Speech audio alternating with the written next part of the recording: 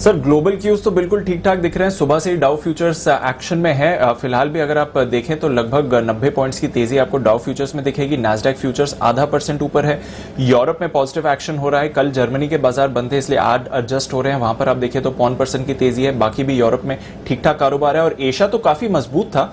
चीन 2.5% ऊपर था। हांगकांग 2.25% ऊपर बंद हुआ। तो हमारे बाजार इतनी नहीं बट थोड़ी कमजोरी क्यों दिखा रहे हैं सर? दीप, कमजोरी की एकमात्र वजह यही है कि एफआईएस की तरफ से थोड़ी सी ऊपरी स्तरों पर बिकवाली है और आज सुबह भी इसका जिक्र कर रहे थे। कल जब एसजीएक्स निफ्टी 100 पॉइंट नीचे खुलने के संकेत दे रहा था तो हम यही कह रहे थे कि इतना नीचे खुलना बनता नहीं है। आज जब 100 पॉइंट ऊपर खुलता हुआ दिख रहा था तब यही बात थी कि 15,300 15,325 के ऊपर जाना मुश्किल होगा। तो उस लिहाज से थोड़ा सा प्रॉफिट बुकिंग आना लाजमी है, कोई गलत नहीं है, लेकिन ऐसा भी नहीं कि बहुत ज्यादा कमजोरी वाला मामला हो। 15,100 से 15,200 ये 100 पॉइंट की रेंज मजबूत सपोर्ट है निफ्टी के लिए। तो आप सपोर्ट रेंज में एंटर कर रहे हैं, ये ध्यान में रखिए। उसमें भी 15,175 से 15,200 ये बहुत ही मजबूत सपोर्ट है। अब बचे हुए समय के लिए आप जब तक 15,175 के नीचे ट्रेड करना शुरू ना करें और जब तक 15,175 के नीचे बंद ना करें तब तक तो एक्सपायरी के लिए आपका रुझान तेजी का ही रहना चाहिए। तो मुझे लगता है अहम सपोर्ट लेवल के आसपास, और ऐसा मैं क्यों कह रहा हूं वो डेटा के हिसाब से बता दूं। 15,200 के पुट ऑप्शन पर 38 लाख शेयर हैं और उसमें से 17 लाख शेयर दीप आज ही जुड़े हैं और 15,200 के कॉल ऑप्शन में भी 37 लाख शेयर है, उसमें से 8 लाख शेयर आज ही जुड़े हैं। तो यानी 15,200 वो लेवल है जहां पर पुट और कॉल में बराबर पोजीशन बनी हुई है। तो ये वो लेवल है जहां पर दोनों ही तरह के ट्रेडर्स 15,200 पर आने के बाद एक तो कश्मकश करेंगे, ताकत आजमाइश, और दूसरा ये कि अपनी पोजीशन कम करने की कोशिश करेंगे। इसलिए मुझे लगता है कि ग्लोबल संकेतों को देखते हुए और हमारे बाजारों के मोमेंटम को देखते हुए 15,200 के नीचे की संभावना कम लगती है।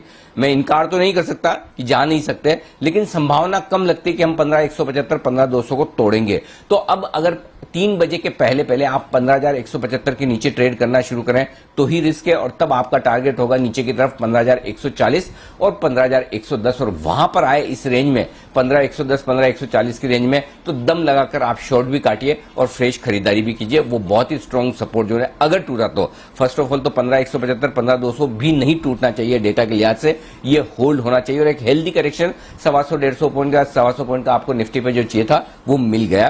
तो ये एक अच्छा संकेत इस वक्त है। तो 15,200 हाईएस्ट तो नहीं कहूंगा, 38 लाख शेयरों का ओपन इंटरेस्ट जो है पुट में वो होल्ड होना चाहिए। लेकिन एक चीज और समस्या है वो ये कि आप 15,300 के ऊपर भी निफ्टी को निकलता हुआ नहीं देखेंगे, इसकी संभावना भी नहीं के बराबर है। उसका रीजन ये है 57 लाख शेयर है 15,300 के कॉल पर, 20 लाख शेयर आज ही जुड़े, हाईएस्ट है। तो वायदा कारोबार के डेटा के लिहाज से दीप आपके लिए जो रेंज निकल कर आ रही है नीचे 15,100 ऊपर 15,300 और बीचों बीच में आप 15,200, तो आपकी लॉन्ग है या शॉर्ट आपके लिए रिस्क बराबर है 100 पॉइंट के। उस लिहाज से आप अपने आप को बैलेंस करके चले। अगर तेजी की पोजीशन में आपको डर लग रहा है 15,100 का पुट खरीद लीजिए, मंदी की पोजीशन में आपको डर लग रहा है 15,300 का कॉल खरीद लीजिए।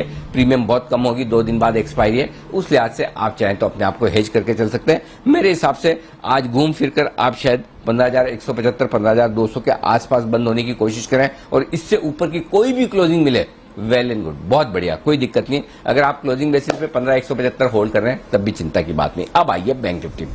बैंक निफ्टी में वही हाल है जो 15,200 पर निफ्टी का है। ये बैंक निफ्टी है 34,500। 34,500 के पुट पर हाईएस्ट ओपन इंटरेस्ट है 15 लाख शेयरों का। आई डोंट थिंक उसके नीचे आज हम बंद होंगे।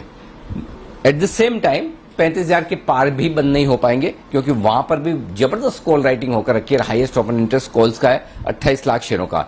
तो मुझे लगता है कहीं न कहीं आप ऊपर की तरफ 34,600 34,700 की रेंज में शायद क्लोजिंग देने की कोशिश करें, जहां पर अभी आपको बैंक निफ्टी दिख रहा है 34,500 के नीचे। अगर अब आप वापस से 34,500 के नीचे 3 बजे के पहले ट्रेड नहीं करते हैं तो कोई चिंता की बात नहीं, और अगर करते हैं तो फिर 34,150 34,300 तक का थोड़ा सा रिस्क खुल जाता है। ऊपर में मुझे लगता है 35,700 35,800 के आसपास 34,700 34,800 के आसपास काफी हद तक थोड़ी रिस्क है, वहां पर राइटिंग है तो ऊपर बढ़ना भी मुश्किल होगा। तो मुझे लगता है निफ्टी और बैंक निफ्टी दोनों ही बचे हुए समय के लिए रेंज बाउंड रहने चाहिए। ये आपको वायदा कारोबार के डेटा बता रहे हैं।